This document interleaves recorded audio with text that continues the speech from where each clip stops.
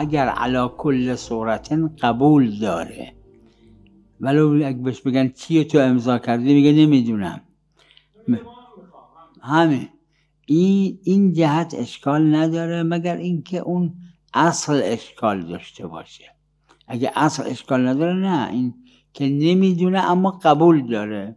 مثل که به یک کسی گفت برو یه دختر عثمان عقد کن، اینم رفت یه دختر عثمان عقد، اصلا نمیدونه این دختر چند ساله است، باکره است، باکره چیه، اونم مطلق گفته عقد صحیحه.